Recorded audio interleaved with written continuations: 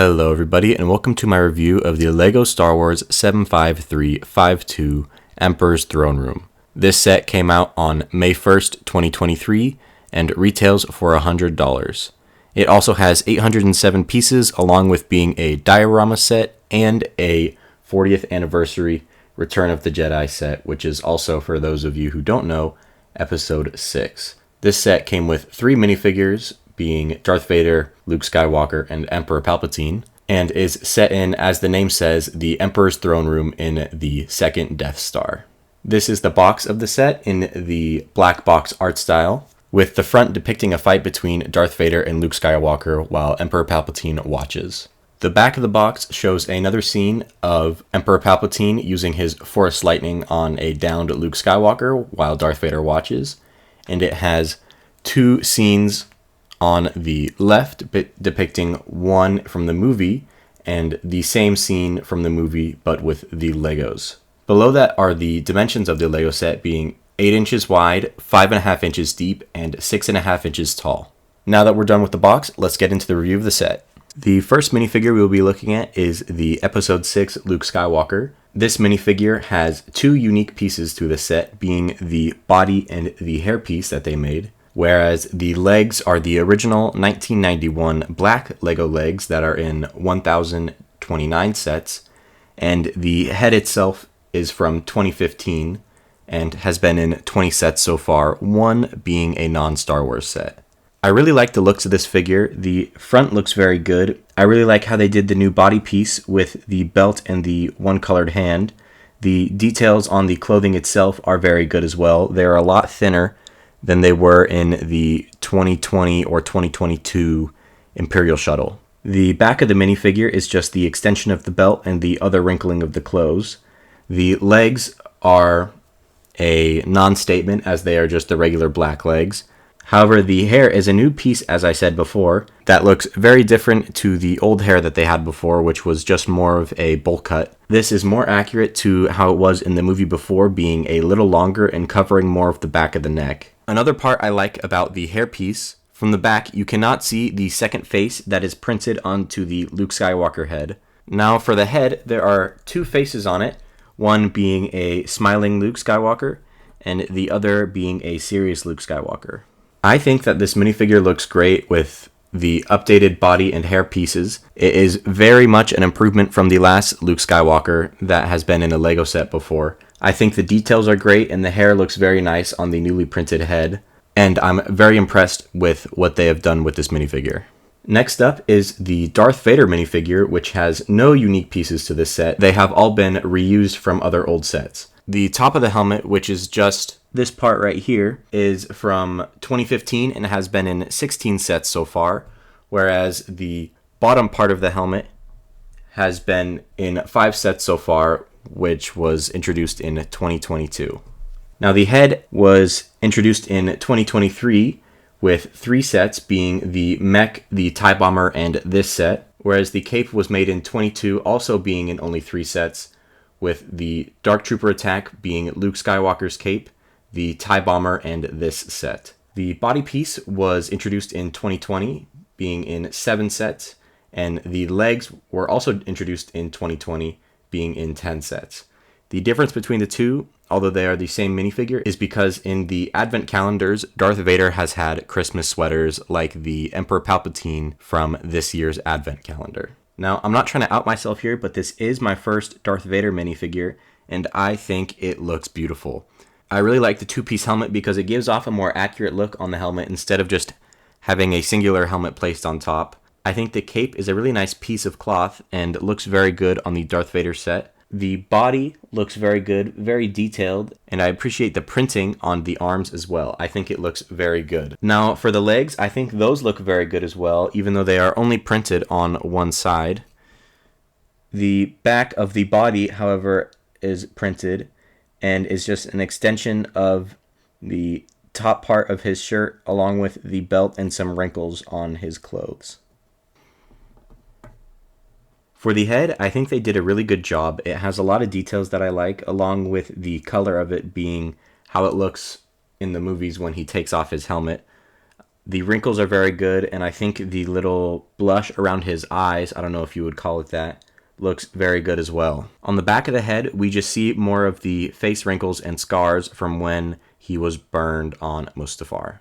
The next and final minifigure in this set is Emperor Palpatine, and in this set he comes with one unique piece, which is his body. The cape is the same as the Darth Vader one coming in at 2022 with 3 sets, being the Dark Trooper Attack, the TIE Bomber, and this one. The top of his cape, the hood, is made from 2019 and has been in 10 sets so far. The legs were introduced in 2023, being in one other set, which is the Advent Calendar, along with the head also being introduced in the Advent Calendar and in 2023. For the looks of this minifigure, it looks very good. I really like how it all flows and connects with the body to the legs. The arms do not have side printing because he was kind of just wearing his robe, and I think the back of the minifigure looks very good as well. And I think the back of the minifigure, just being the wrinkles of the clothes, looks very good as well. The cape when standing looks very good, but when you try to put him in the throne, I recommend to take it off because it is very awkward looking when sitting. His face is printed on 2 sides, one with being a stern or serious look, and the other one being his angry look when he is shooting his Force lightning. Luke Skywalker and Darth Vader both come with a lightsaber being green and red respectively, whereas Palpatine just gets his Force lightning. Now, for the build, it has 2 unique pieces, one of them being this disc glass plate on the back, and the other one being the long tube pipe thing that is holding in all of these pieces. The build has 3 plaques on it, the first one being the LEGO Star Wars logo, the second one being the Luke Skywalker quote being "I am a Jedi, like my father before me," and the third is the 40th year anniversary Return of the Jedi brick. Personally, I like my sets without the LEGO Star Wars logo. I feel like if you're looking at this, you kind of already know that it is LEGO Star Wars, so there's no really any point in putting the logo there. I get it from the business standpoint, but I personally just don't think it's necessary. The Return of the Jedi brick is pretty cool. It does ruin the sense of immersion from the set when you have it there though, because it is kind of just in the way of a lot of things. So when you take it off, it does reveal a lot of space. Also, it reveals 2 studs, so look at it how you want. It does reveal 2 studs, so you can kind of look at it how you want, either being have the tiled off Return of the Jedi, or take it off and take these 2 studs out as well and put this 1x4 tile right where they are so it is completely unnoticeable that it is there. Moving up the set, we have the walkway to the throne along with the 2 command posts, which I personally thought were reactor type things, but apparently they are guard posts. To the side of the guard posts, we have some rails that hold it in from falling below, which are the droid arms connected to poles to give off a nice railing vibe, with the command posts in the center. The quote-unquote hidden feature of this part is removing this bit of the walkway right here, revealing 2 clips to hold Emperor Palpatine's Force lightning. They sit in there nicely like that, and you can just put this back on and no one will know the difference. The other way to get the Force lightning instead of opening that top part is turning it upside down. Since this is hollow, you can actually just access it by flipping it over. I don't recommend it though, because this is a little janky and these things are not totally secured, as in very firm. If you do hit them a little, they might pop out as they are only connected by 2 clips.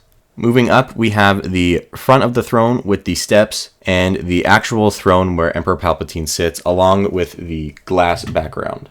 In my opinion, this silhouette is really beautiful with the full arch in display and the nice circular background. The chair itself spins around, so you can have him positioned in any way you want, as well as this disc spins around since it is not necessarily held in place. If you watch my build video for the set, you will remember that this arch part right here was built with a pretty cool technique and is connected by 3 parts where you can see right here, and right here. I think this arch looks very beautiful and honestly perfects the set. Since it is only connected at 3 points, it does get a little wiggly, in these two parts right here, but other than that, it is very firm.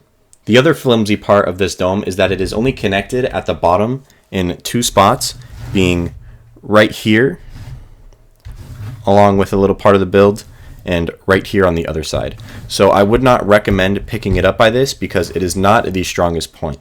If you do want to pick up this build, I would just recommend doing it like this, so you do not break anything. Now taking a look at the throne in the Emperor's throne room, it spins around 360 degrees thanks to the piece it sits on, and because of the piece it sits on, it can be easily popped out like this, leaving those two down there.